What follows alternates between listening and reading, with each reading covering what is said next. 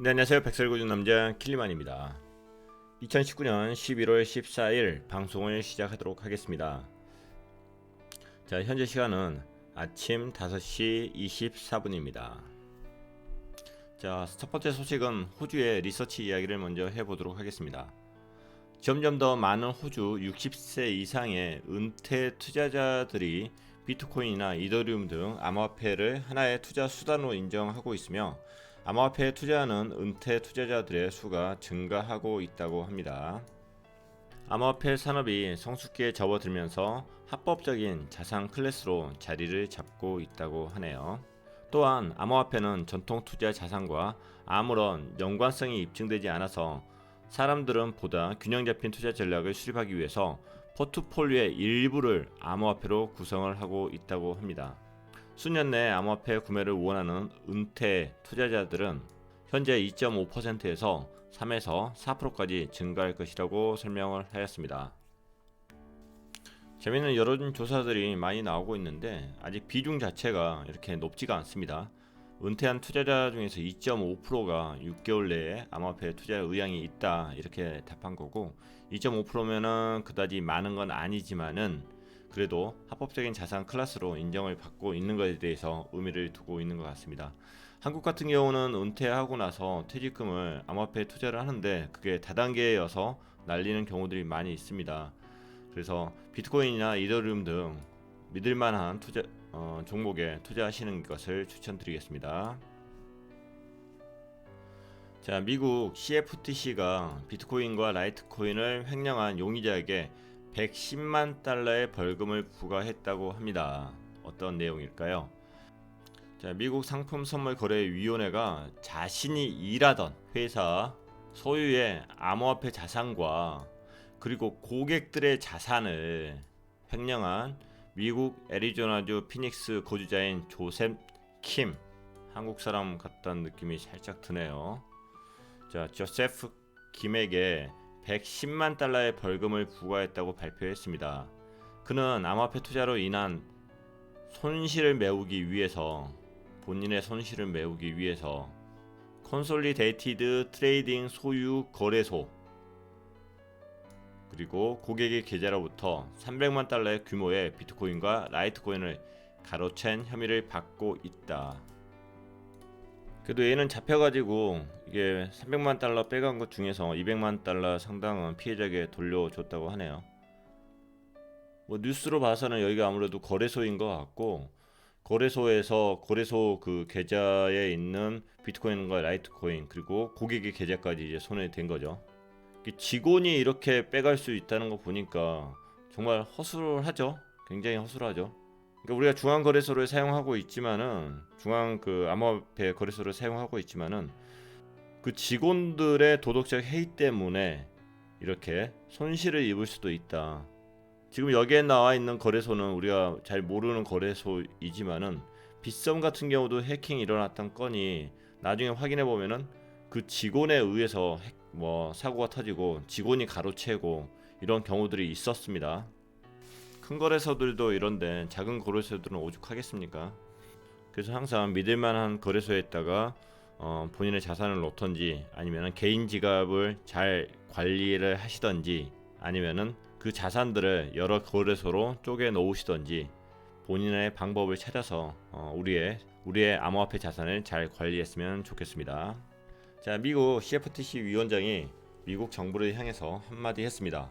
블록체인 산업 발전 주도권을 잡아야 한다. 히스타버트 미국 상품선물거래위원회 위원장이 이렇게 이야기했습니다. 미국이 암호화폐 및 블록체인 산업에서 더욱 적극적인 역할을 해주길 바랍니다.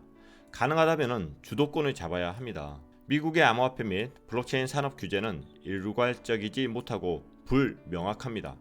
이것은 연방과 주정부 기관이 규제 권한을 놓고 불필요한 다툼을 벌이고 있기 때문입니다. 새로운 기술과 혁신을 환영하고 안정화된 규제 환경이 조성될 필요가 있습니다. 이러한 새로운 목표들을 달성하기 위해서는 CFTC는 미국 증권거래위원회와 긴밀히 소통하고 있습니다. 굉장히 아름다운 멘트네요. 자, CFTC하고 미국 증권거래위원회는 둘 다 다른 조직이고, 여기 위원장은 전부 다 미국 대통령이 직접적으로 선출을 할 수 있는 권한을 가지고 있습니다. 그래서 선물 뭐 이런 이야기 나오면은 CFTC인 거고, 그리고 증권에 관련된 단어가 나오면은 이제 SEC 이렇게 보시면 되는 거고. 자, CFTC 같은 경우는 현재 보면은 선물 거래소를 계속 승인을 내주죠. 그래서 암호화폐 쪽에 조금 더 적극적으로 나서는 것 같고, SEC는 계속해서 ETF를 반려를 하고 있죠. 그래서 조금 더 암호화폐 시장을 보수적으로 바라보고 있지 않나 싶습니다. 근데 뭐 CFTC나 SEC가 이렇게 긴밀히 소통을 하고 있다는 이 멘트를 사용하는 것으로 봐서는 굉장히 긍정적인 뉴스로 보입니다. 자, 리플 소식입니다. 리플의 파트너사인 니움이 비자와 파트너십을 체결했다고 합니다. 리플이 직접 비자와 체결한 게 아니라 여기 니움이 비자와 파트너십을 체결한 거죠. 자, 리플의 국제 송금 및 결제 솔루션 리플렛의 파트너사인 니움이 최근 비자와 파트너십을 체결했다고 발표했습니다. 자, 니움이라는 곳은 동남아 사용자들에게 비자 직불카드를 사용한 실시간 자금 이체 서비스를 제공한다고 설명하였습니다. 니움을 통해서 발생한 결제는 비자의 푸시 결제 솔루션인 비자 다이렉트를 통해서 이루어지며 30분 내로 결제가 승인된다고 합니다. 자, 그리고 이 니움이라는 회사는 작년 2월 달에 리플렛에 합류했고, 그리고 리플의 XRP 기반 국제 결제 플랫폼인 ODL을 직접적으로 사용을 하고 있다고 합니다. 자, 리플에 대해서 정리를 간단하게 해보면은 리플의 네트워크는 크게 두 가지가 있죠. X 커런트가 있었고, 그리고 X 래피드, 현재는 ODL로 이제 이야기를 하는 거고, 이 ODL을 사용하는 게 실질적으로 우리가 이야기하는 XRP를 사용을 하는 겁니다. 그래서 가격 상승을 위해서는 이 XRP를 사용하는 업체들이 증가해야 된다. 그래서 가격 상승을 위해서는 이 XRP를 직접적으로 사용하는 ODL을 사용하는 이런 그 협력 업체들이 많이 늘어야 된다. 뭐 이렇게 말씀을 드렸었고, 현재까지 알려진 바로는 리플의 네트워크를 사용하는 그 업체들이 총 300개 정도 있습니다. 300개 정도의 업체가 있는데 상당수는 X 커런트를 사용을 합니다. XRP를 사용하지 않는 X 커런트를 사용하고 있고, 지금까지 알려진 바로는 ODL을 사용하는 업체는 총 37개가 있다고 하네요.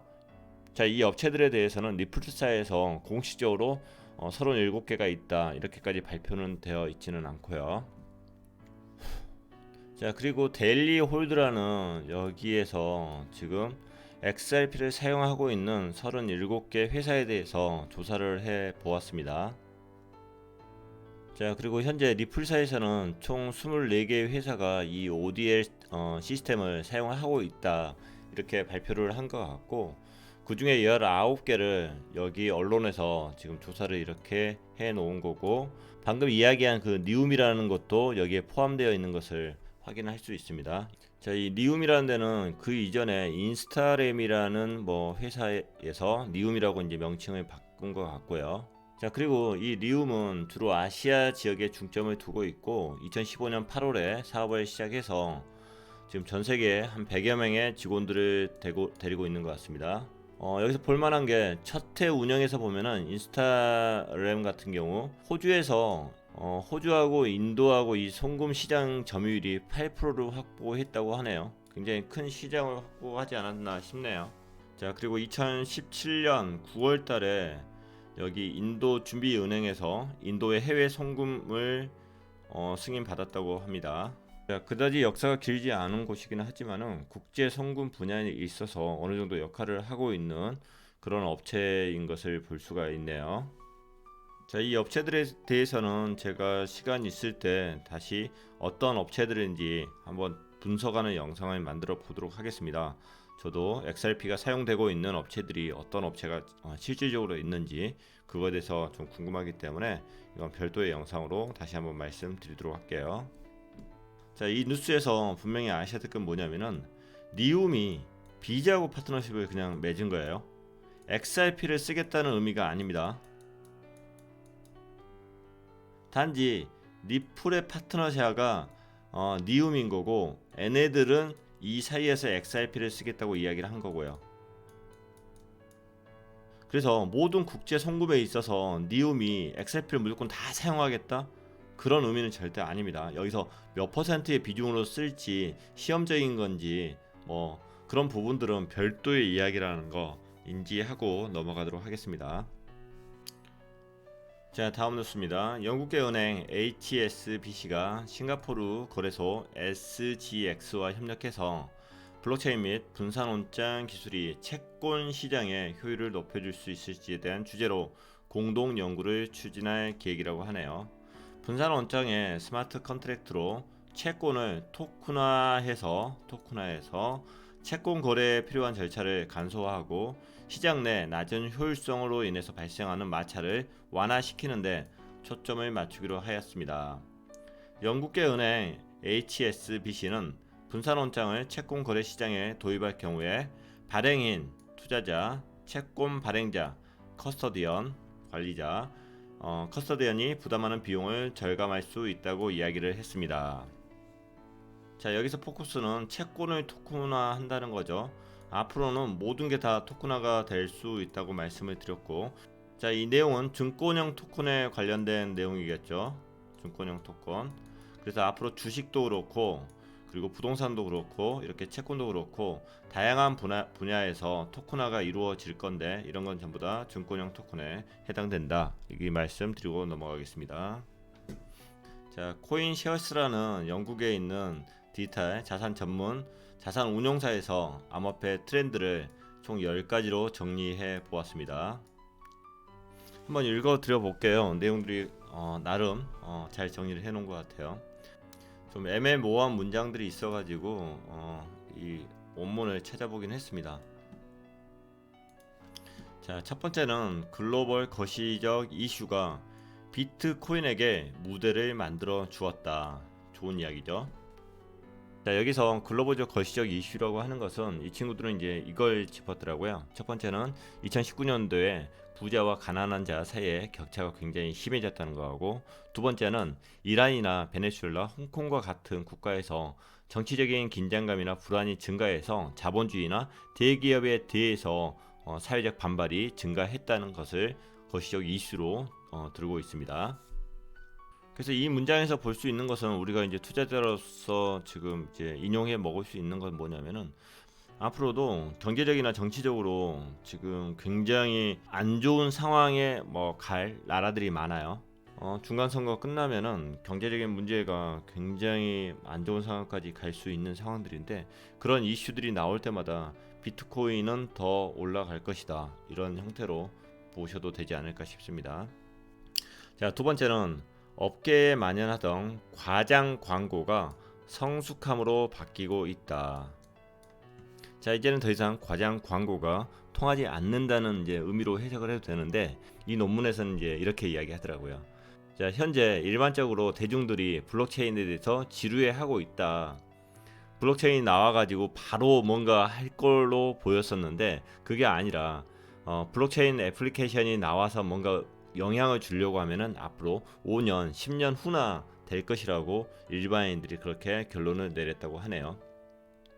그래서 더 이상 과장 광고에 흥분하지 않는다. 그래서 그것을 성숙함이라고 여기선 표현하고 있는 것 같습니다. 자, 그리고 굉장히 중요한 멘트네요. 소비자에서 기관으로 확대되고 있다. 개인 투자에서 이젠 기관 투자로 확대되었다는 의미인 거고, 자, 여기서 예로 든 그 기관 자체는 이제 벡트도 있고, 그리고 금융기관에서 TD 아메리트레이드, 그다음 피델리티, 그리고 블룸버그 이렇게 예를 들어놨네요. 자, 그리고 탈중앙화에서 중앙화로 옮겨가는 추세이다. 이것도 맞는 이야기죠. 왜냐하면 이제 페이스북도 나오고 그리고 CBDC 이야기도 나오고 JP 모건 같은 기업들도 뒤에서 뭔가 준비하고 있고, 그래서 대기업들이 끼어들기 때문에 이게 중앙화로 옮겨가는 추세이다, 이렇게 표현한 것 같습니다. 자, 그리고 역대 가장 큰 규모의 ICO는 기대에 미치지 못했다. 역대 가장 큰 규모의 ICO는 도대체 어딜까요? 자, 이 친구들이 이야기하는 그 회사가 어디냐면은 가장 큰 데가 이오스입니다. 이오스. 왜냐하면은 이오스 같은 경우는 ICO 자체를 할 때 한 4.5조 원, 4조 원 하나로 그 정도 이제 ICO를 했는데 시가총액은 그보다 더 낮다 이거죠. 나머지 뭐 텔레그램도 그렇고 타타투라는 데도 뭐 있었고 뭐 후오비, H닥 뭐 이런 식으로 다 조사를 한 것 같습니다. 참고로 이오스가 ICO가 끝난 게 2018년 6월달에 ICO가 끝났는데 여기서 조사한 것 자체는 ICO 했던 그 기준은 아닌 것 같고 2019년도에 기대했던 업체들이 현재 기대치만큼 가지는 않았다 이런 의미로 받아들일게요. 자, 그리고 여섯 번째 중요합니다. 스테이블 코인의 폭발적인 성장입니다. 자, 2018년 11월 비교해서 2019년 노벰버 11월 달 보면은 시장 자체가 2.5배가 이렇게 커졌다는 것을 볼 수가 있고요. 하지만 여전히 테더가 이 시장에 있어서 마켓시어 자체가 80%를 차지하고 있다고 합니다. 스테이블 코인에서 시총 자체가 차지한 게 테더가 80%이긴 한데 실제로 거래량을 따지면은 그것보다 훨씬 높습니다. 제가 봤을 때는 90%, 93%이 정도까지. 자, 전체 거래량 측면에서 보면은 테더가 더 차지하는 비중은 더 크다. 제가 봤을 때는 이렇게 판단하고 있고요. 뭐 여하튼 스테이블 코인의 시장이 커진다는 것은 분명히 양적 완화의 역할을 하는 거고 대상승장을 위해서는 스테이블 코인들이 점점 더 늘어야 된다. 이게 기본적인 개념입니다. 자, 그리고 일곱 번째는 국가 단위의 암호화폐 발행이 진행되었다 이런 부분들인데, 자, 여기서 이야기하는 것은 일단 베네수엘라의 페트로나 마셸 제도의 SOV 그리고 각국 나라의 CBDC 이야기를 이렇게 국가 단위 암호화폐 발행이라고 표현을 했습니다. 그리고 여덟 번째는 암호화폐가 금융업계에 빠르게 확산되고 있다. 자, 그리고 아홉 번째는 암호화폐 파생상품 시장의 도약이라고 표현했고요. 자, 그리고 열 번째는 줄어드는 관심도 그리고 증가하는 도입 사례들. 그러니까 블록체인에 대해서 개인들이 이렇게 관심도가 줄어들지만은 실제로 도입하고 있는 업체들이 계속 더 늘어나고 있다 이런 의미로 받아들이면 될 것 같습니다. 자, 텔레그램이 뉴욕 법원에 미국 SEC 소송을 철회해 줄 것을 요청하였습니다. 텔레그램 변호인단은 원고 SEC는 명확하고 공정한 지침을 제공하는 데 실패했으며 그램을 미등록 증권으로 간주해 긴급 금지 가처분 명령을 내린 것은 부적절하다고 지적했습니다. 텔레그램은 작년에 ICO로 17억 달러를 모금했었고 올해는 이제 10월 31일 날 메인넷을 출시하기로 했었는데 SEC가 이제 태클을 걸죠. 그래서 일단은 내년으로 이걸 연기를 했습니다. 내년도 가봐야 되는 거고요. 자, 여기서 중요한 것은 톤의 적격성 여부를 논할 청문회가 내년 2월 18일과 19일에 준비가 되어 있다는 것입니다. 이것도 페이스북 청문회처럼 약간 안 좋은 소재로 갈 수 있지 않을까, 안 좋은 뉴스로 갈 수 있지 않을까 이런 생각을 해봅니다. 또 그때 가서 분위기를 보도록 할게요. 지금 현재 SEC 분위기로 보면은 지금 ICO 관련된 이 피소에 대해서는 대부분 벌금을 때립니다. 벌금을 때리고 그걸 끝내고 있는 상황들이에요. 벌금 맞고 그거에 대해서 면책을 받으면은 그건 굉장히 좋은 거예요. SEC 기도 살릴 수 있는 거고 그리고 이 프로젝트에 대해서 끝까지 진행을 할 수도 있는 거고. 그런데 문제는 이게 큰 기업이라는 거예요. 그래서 벌금으로 그냥 끝내지 않을 확률들이 있는 거죠. 그러다 보니까 이렇게 나서서 청문회까지 하게 되는 이제 상황들인 거고요. 지금 블록체인 업체들로서는 이게 전면전이 되면 안 돼요. 막 싸움하면 안 돼요. 그냥 스물스물 게릴라전을 해줘서 이 기존 금융 시장에 이게 파고들어야 되는데, 기존 그 시장에 파고들어야 되는데 자꾸 이게 전쟁을 하겠다 선전포고를 하고 그런 식으로 가면 좀 힘들지 않을까 싶습니다. 자, 애널리스트가 이런 이야기를 했습니다. 비트코인은 슈퍼 하이퍼 인플레이션에 임박해 있다. 자, 하이퍼 인플레이션이라는 것은 경제학적으로 물가 상승이 통제를 벗어난 상태를 이야기하는데 보통은 수백 퍼센트, 한 몇 배 정도의 물가 상승을 이야기할 때 이렇게 하이퍼 인플레이션이란 이야기를 사용을 합니다. 메리우스 랜드맨이라는 이제 이런 사람이 본인의 트위터에다가 띄운 이야기입니다. 비트코인은 곧 슈퍼 하이퍼 인플레이션을 겪을 것이다. 비트코인 가격은 인플레이션을 겪으며 100만 달러까지 치솟을 것이다. 자, 100만이면은 12억 정도를 이야기하죠. 하지만 비트코인은 자체적인 인플레이션 방어책이 존재한다. 반감기를 통해서 채굴 보상이 4년마다 절반으로 감소하며 2020년 5월 다음 반감기를 맞이한다. 만약 비트코인이 100만 달러까지 상승한다면 2만 달러 규모의 가격 변동은 현재 100달러 등락폭과 같이 미비해 보일 것이다. 자, 트론 소식입니다. 비트코인 개발자 중에 한 명이 트론은 내년에 이더리움을 넘어설 것이라고 이야기를 했다고 하네요. 자, 비트코인 개발자 중에 우디 워터하이머라는 친구가 있다고 합니다. 그 친구가 트론이 폴로닉스 거래소 투자를 언급하면서 2020년 트론이 이더리움을 넘어설 것이라고 내다보았습니다. 자, 그는 이렇게 이야기한 이유를 이렇게 설명하였습니다. 더 많은 블록과 트랜잭션이 있고 빠른 개발 속도, 그리고 비즈니스 감각 인정, 자, 많은 실사용 사례, 검열 저항성 증명 등으로 묘사한 반면에 이더리움에 대해서는 느리다, 비효율적이다, 융통성이 없다, 개발 지옥이다, 비즈니스 스킬이 부족하다, 싫은 것은 뭐든지 검열 등으로 묘사한다. 자, 내년에 이더리움이 포스 방식으로 바뀌기 때문에 더 이상 느리거나 비효율적이지는 않을 것 같습니다. 여하튼 제가 봤을 땐 내년에 이더리움이나 트론 모두 다 성장하지 않을까 이렇게 생각을 합니다. 자, 싱가포르 달러 기반의 스테이블 코인이 도입될 예정이라고 합니다.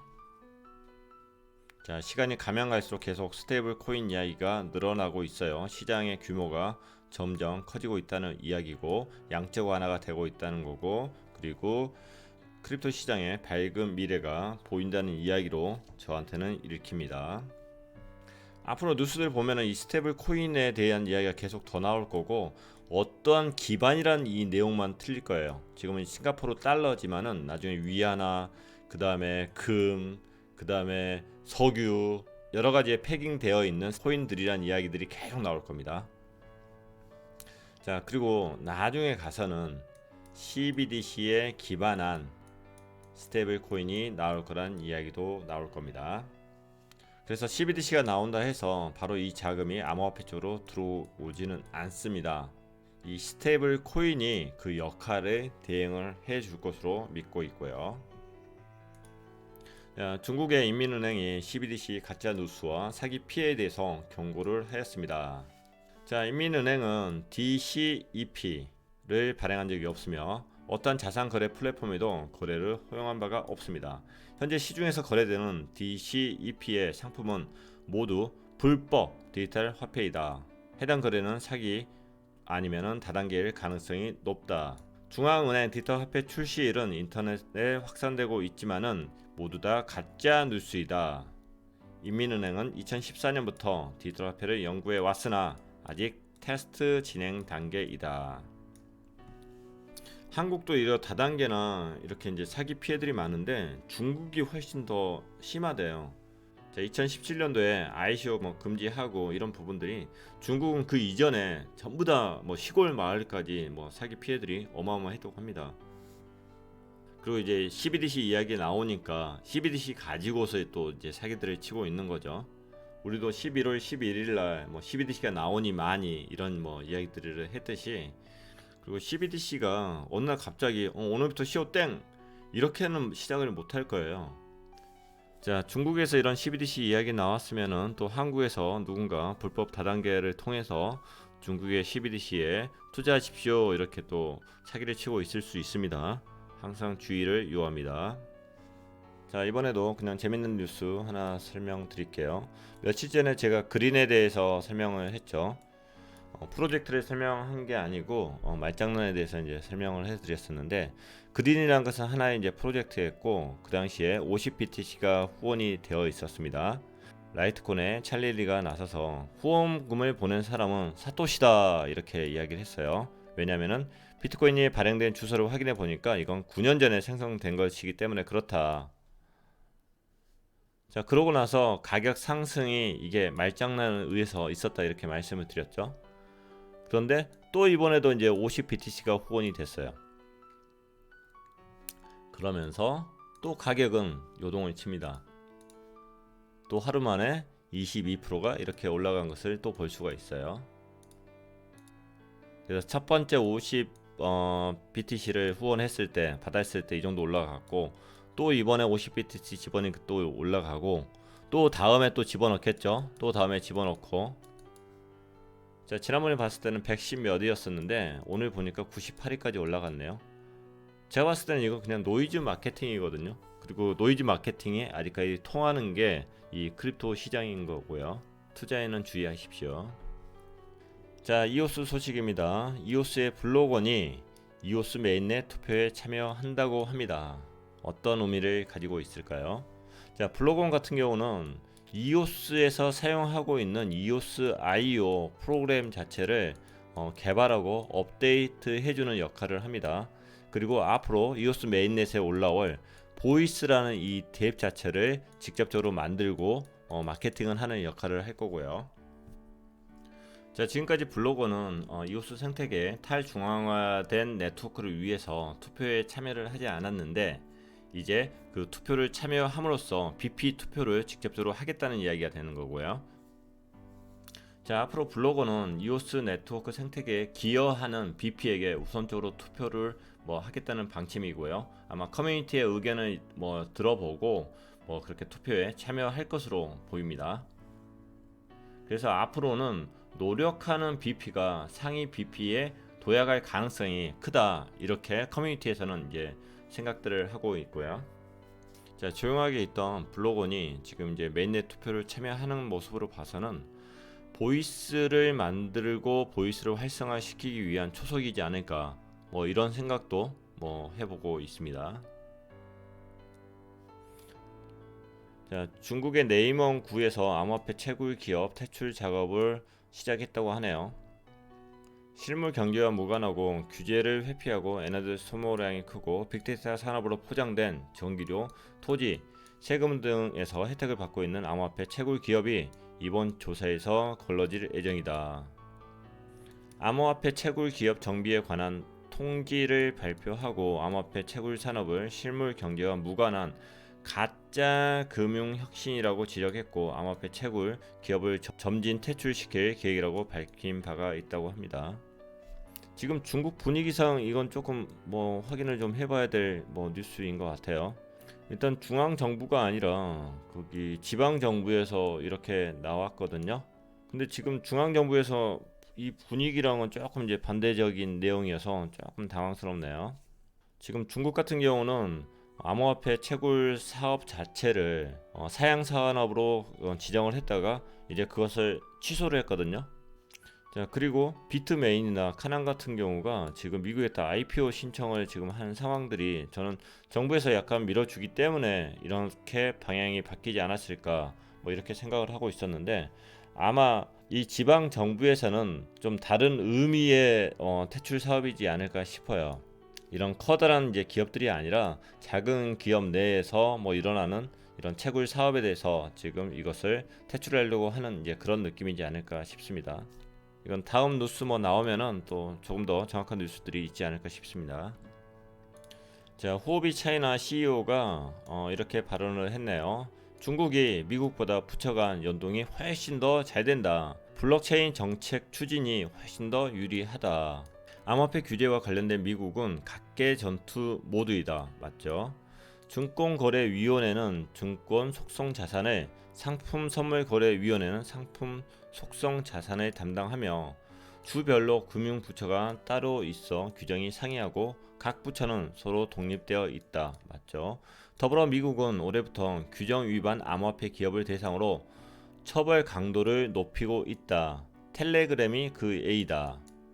중국은 미국과 달리 부처 간 연동이 매우 잘 돼 있다. 특히 10월 24일 공산당 중앙정치국 집단 학습 이후 블록체인 장려 정책 및 규제안이 훨씬 명확해질 것으로 전망된다.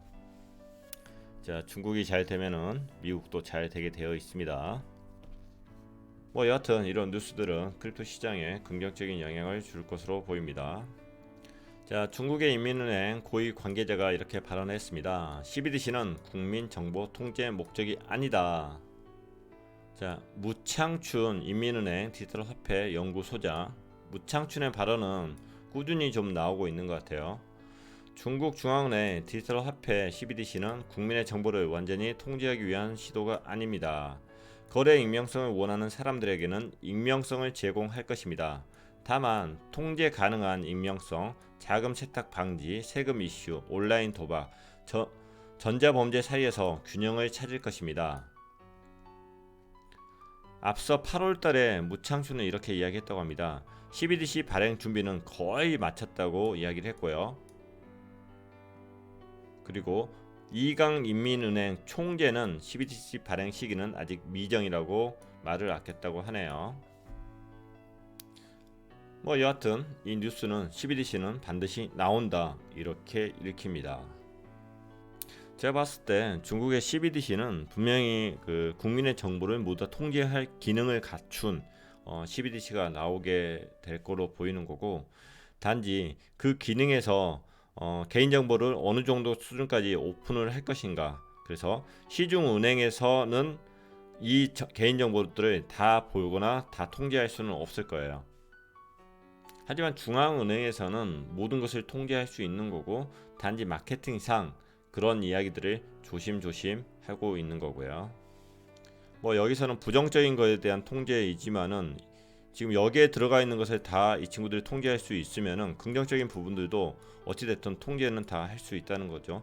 최소한 옵저버 역할로서 위에서는 다 내려볼 수 있는 거죠.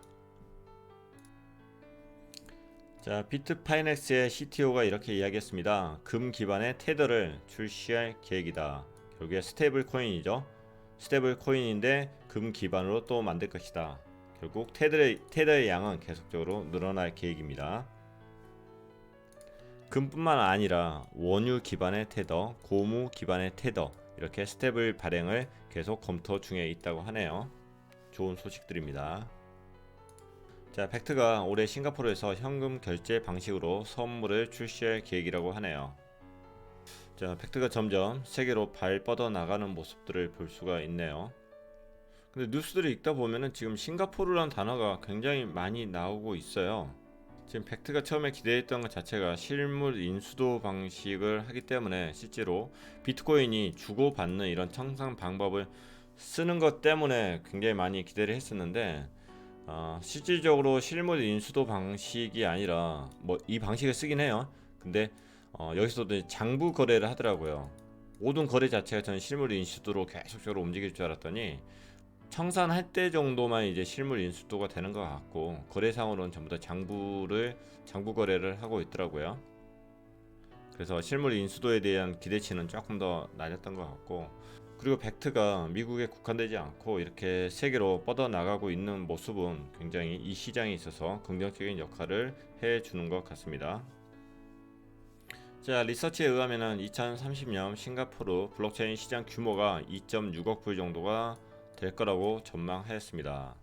싱가포르 결제 인프라는 고도로 발전되어 있으며 블록체인 결제 혁신은 기존 시스템에 비해 상당한 개선점을 제공해 왔다.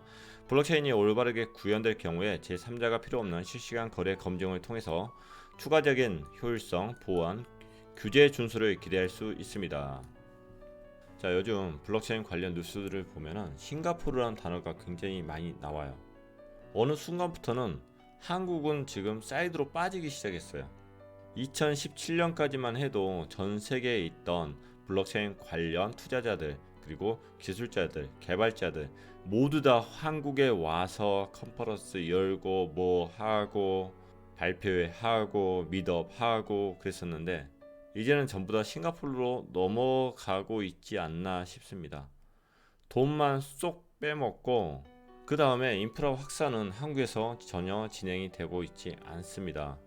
바로 이런 부분들이 정부 정책이 얼마나 중요한지 이것을 보여주는 부분 아닐까 싶네요.